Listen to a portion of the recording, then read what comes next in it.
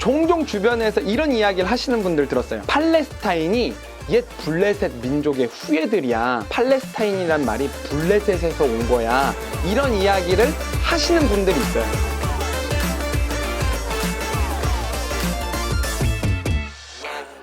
네, 여러분 안녕하세요. 겟세마의 동산 겟쌤입니다. 오늘은 구약 성경에서 자주 볼 수 있는 블레셋이라는 민족에 대해서 한번 이야기를 나눠보도록 하겠습니다. 이스라엘과 블레셋의 이야기는 구약 성경 안에서 사실 어렵지 않게 찾아볼 수 있는데요.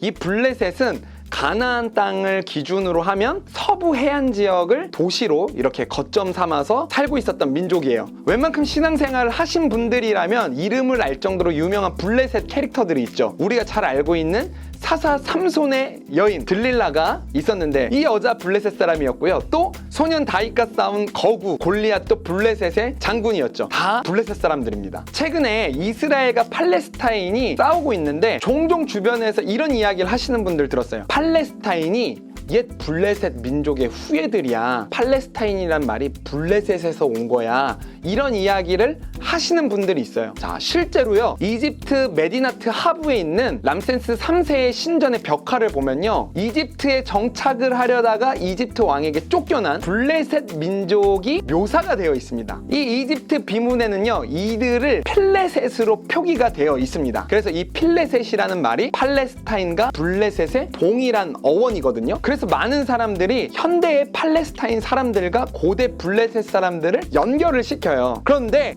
결론만 말하자면 현대의 팔레스타인과 고대 블레셋은 같은 민족이 아닙니다. 자, 그러면 고대의 블레셋과 현대의 팔레스타인이 어떤 차이가 있었는지 좀 소개를 해드려 볼게요. 먼저 고대 블레셋은요, 본래 에게해 지역에서 거주하던 그리스인들이라는 주장이 지배적입니다. 여러 가지 증거가 있는데요. 첫 번째는 블레셋 사람들이 그리스인들처럼 할례를 받지 않았다라는 거예요. 구약 성경에 할례 받지 못한 자라는 표현은 늘 블레셋 사람들을 지칭하거든요. 당시에 이집트와 가나안 지역에 있었던 사람들은 할례를 행했었는데 이 이집트와 가나안에 붙어 있으면서도 블레셋 사람들만 할례 문화가 없었다라는 것이 첫 번째 증거가 될 것 같고요. 두 번째 증거는 돼지고기를 즐겨 먹었던 그리스인들처럼 블레셋 사람들의 주식도 돼지고기였습니다. 실제로 고고학자들이요, 팔레스타인 지역을 발굴하다가 마을을 딱 발견하죠. 그러면 그 마을이 블레셋의 마을이었는지 아니면 고대 이스라엘의 마을이었는지를 구분할 때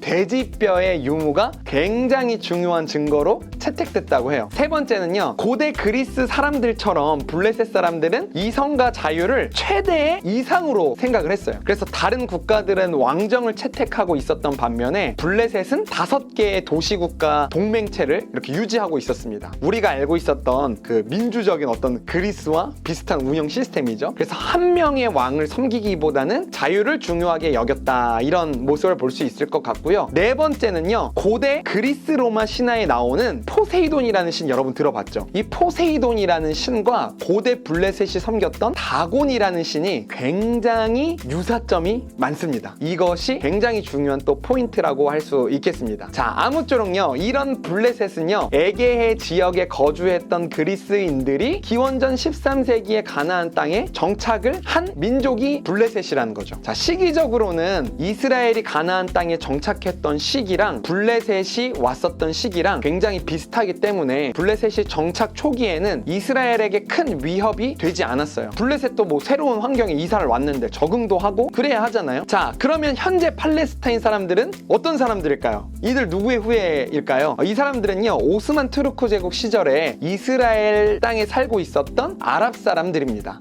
그런데 왜 이 아랍 사람들을 팔레스타인 사람으로 부르게 됐냐면요, 오스만 투르크 제국 시절보다 훨씬 더 앞이었던 옛 로마 시절에 유대인들이 이 가나안 땅에 대한 영토 의식이 너무너무 강했거든요. 그래서 이런 영토 의식을 약화시키기 위해서 기원전 132년부터는 로마가 이스라엘 땅을 팔레스타인으로 부르기 시작합니다. 그래서 그 후에는 그 지역을 팔레스타인이라고 부르는 것이 공식 명칭이 됐어요. 그러다 보니까 세월이 흘러서 오스만 투르크 제국 시절에도 가나안 땅으로 이주했던 아랍인들은 자연스럽게 그 지역을 팔레스타인 지역이라고 부르면서 살고 있었고요. 그렇게 또 세월이 흐르다 보니까 우리들이 그들을 또 팔레스타인이라고 부르기도 하는 거죠. 자, 오늘 이렇게 블레셋에 대한 설명과 함께 현대의 팔레스타인이 블레셋의 후예가 아니라는 것 함께 다뤘는데요. 현대 이스라엘과 팔레스타인의 적대 관계를 성경의 이스라엘과 블레셋의 적대 관계의 연장선이라고 이렇게 오해하는 일이 없으시길 바랍니다. 네, 오늘도